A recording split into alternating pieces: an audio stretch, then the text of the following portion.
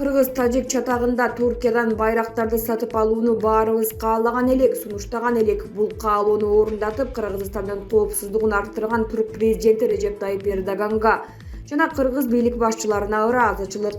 Маселе эми бул жогорку технологиялуу жана өтө эффективдүү куралды натыйжалуу пайдаланышта. Негизи пайдаланбасын, сес болсун. Кошуна мамлекет менен чек ара маселеси тынчтык, дипломатия жолу менен чечилсин. Айданбек Акматов. Эдил Байсаловду байсалдуу сапар күтөбү же жаңы парламент иттен чыгарып коебу? БШК депутаты Султанбеков Байсалов психиатрга көрүнсүн деп бекер жеринен айткан эмес чыгар. Жаңы парламент келатат, министрлер кабинети кайрадан шайланаары белгилүү. Бирок Эдил Байсалов кайрадан шайланабы көз жетпейт. Оппозицияда жүргөндө бийликти жекилип, сындап, НПОлордун башында жүргөн Эдил Байсалов колунан эч нерсе келбесин айгинелеп жатат. Ага караганда 2015-жылы бир бол фракциясын түзүп, бүгүн анын Ашмалтайын чыгарып альянска өткөн Алтынбек Сулайманов аймактарды өнүктүрүү деген жыл жарыяланып, сөз боюнча калып кетти. Менин оюмча, айыл өкмөттүн башчыларына мүмкүнчүлүк бериш керек. Өкмөттүн облустардагы өкүлдөрү деген кызматты жоюш керек. Анын эмне кереги бар? Акимдерди бүгүн болбосо келечекте жоюу зарыл. 453 айыл өкмөт башчыларын кыскартып, алар менен премьер-министр түз иш алып барышы шарт. Ортомчулардын эмне кереги бар? Алар лента кесип чоң кызматтагыларды тосуп алгандан башка иши жок. Айыл өкмөт башчылардын өзүнө бүт маселени берүү зарыл деп бапылдап калат. Кыргызстанда 44 район болсо, көпчүлүк райондун акимдери жаңы дайындалды. Мисалы, Орусияда кадрдык резервдер 100 миңдеген адамдын арасында ачык конкурстук негизде тандалып алынат. Мамлекеттик кадр кызматынын жетекчиси район акимдерин ротациялоодо бир нече критерии эске алынганын билдирди. Ага ылайык аттестациядан өткөн, өз ордуна ылайык келген кадрлар тандалып, түндүк аймактан түштүккө, түштүк аймактан түндүккө деген жобо менен которулду. Акимдерди ротациялоо мамлекеттик жаңы кадр саясаты жөнүндөгү жарлыкка ылайык жүргүзүлдү. Анда мындай чечим коррупцияны жоюу, жергиликтүү администрация башчыларынын ишинде бейтараптыкты камсыз кылуу максатында кабыл алынганы айтылат. Вице-премьер-министр Эдил Байсалов республика ишкерлерин коркутуп үркүтүүгө өтүп алды. Анын мынтип демитип, күпүлдөп жатышынын себеби бирөө эле.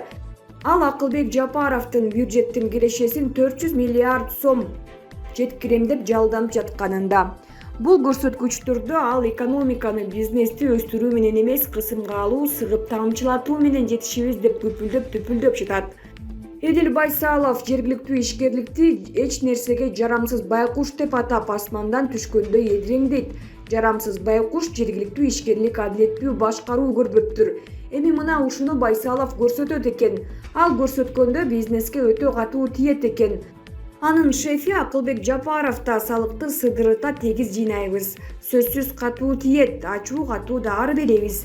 Керек болсо хирургияга барабыз же кесип салабыз дейт. Акылбек Жапаров салык төлөбөй инвестициянын келбей жатышынын башкы себеби дейт. Бирок бул сөзү 2026 жылга чейинки улуттук программа деп аталган өкмөттүн сайтында турган программада айтылган жобого карама-каршы келет. Ал программада бизнестин, демек, инвестициянын башкы проблемасы сот системасынын жарамсыздыгы деп туура аталган. Кыргызстанда сот системасынын, президенттен бийлик чөйрөсүнүн көз карандылыгы, экономика, бизнес, инвестицияга эле эмес, саясий системанын, кандай гана болбосун президенттик, парламенттик, аралаш бийлик системалары Ашмалтай чыгышына, коомдун деградация болушуна негизги себепкерлерден болуп келатат. Жапаров жана Байсаловдун көпүлдөп түпүлдөөсүнөн кийинки салыкчылар 5-10 көчөгө чыгып, дүкөнчү болобу, самсыкана болобу, набайкана болобу текшерүүгө киришкен. Алардын бул аракетинен кандай натыйжа болоорун айтуу кыйын. 2020 жылы республикадан инвестициянын чыгып кетүүсү дээрлик 1 миллиард доллар болгон экен. Бул ошол эле өкмөттүн программасында көрсөтүлгөн сан. Байсалов чабуулунан канча жаран чаккан жана орто ишкерлигин токтотуп же сыртка отуруп, Орусияга мигрант болуп кетет, муну да айтуу кыйын. Учурунда убактылуу өкмөттүн аппаратын тейлеп, Конституцияга түздөн-түз тиешеси бар Эдил Байсаловдун айтуусунда Текебаевдин конституциясы иштебейт экен. Ал 2010 жылы айтса болмок, эми бийликке келген соң 21 жылы божурабай. Ошол конституцияны Өмүрбек Текебаев өзү эле жалгыз жазып койгон сыяктуу.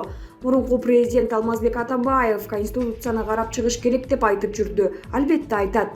Анткени конституция кабыл алынып жатканда Атамбаев келип аны барактап бир нерсесин чиймелеп катышканы эсте жок. Анын баарын Текебаев НПОлорду чакырмыш болуп, маалымат каражаттарына чыгарып өзү жазган. Ошого катышып жүргөн бир мүчөсү азыркы депутатка талапкер Токтай Мөмөталиева биз бекиткен документ эмес деп кыйкырып жүрдү.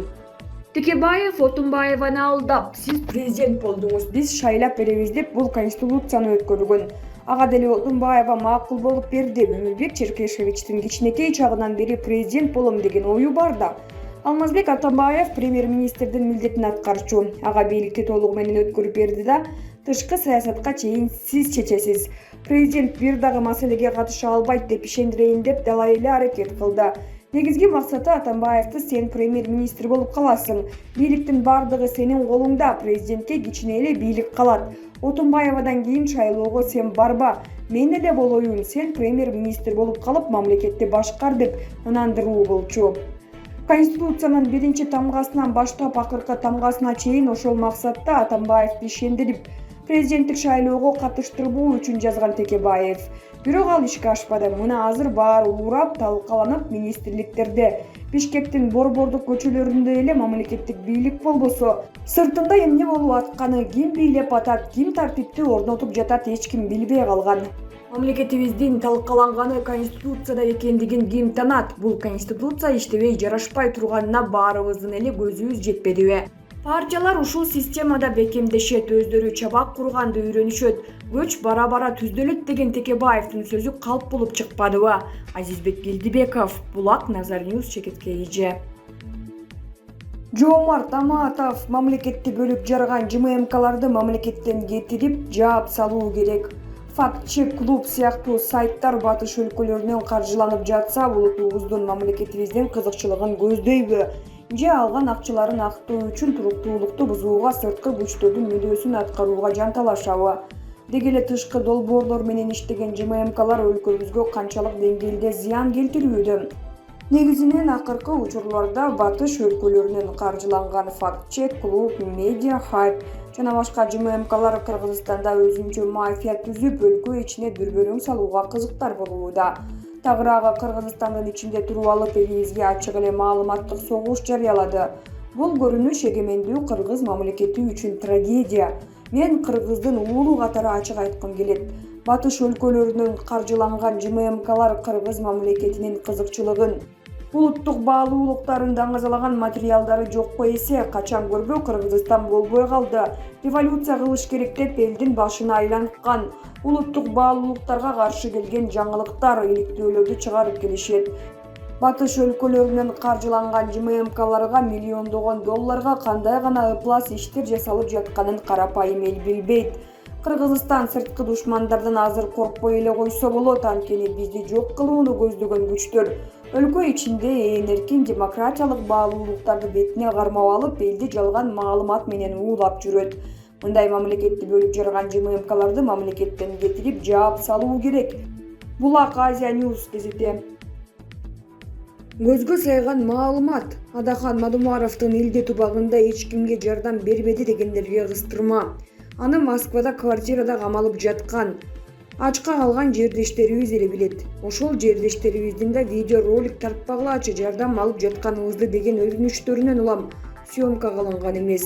Кыргызстандан 10 миллион рубль Москвадагы кыйналган жарандарга бөлүнгөн акчага сатылып алынып таратылган ашандын каждый день деген сабатсыз продуктыларына салыштырмалуу. Адахан Мадумаров Москвадагы Мадумаров фонду нан каражаттын баарын үй-бүлөлөргө 5000 рубль акчалай жана продукты жактан кыйналган жарандарыбызга иштетүүнү буйруган.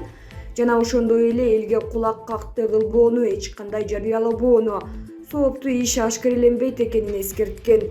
Айтылбай турган сөз эле айтылып кетти өзү эле дегендей маалыматтын чекесин чыгарып коюуну туура көрдүм. Тумен Абдуллаев. Президент Алым Чубак Ажы мечитине барды. Президент Садыр Жапаров 8 декабрда Жалал Абад облусуна жумушчу сапары менен барды. Анда ал Сузак районунун Барпы жергесинде курулган Алым Чубак Ажы мечитине зыярат кылды. Бул тууралуу Facebook колдонуучусу Эля Канымкулова жазды. Алым Чубак Ажы Жалилов атындагы мечит ушул жылдын июль айында ачылган. Булак, Марал ФМ, Чекиткейже.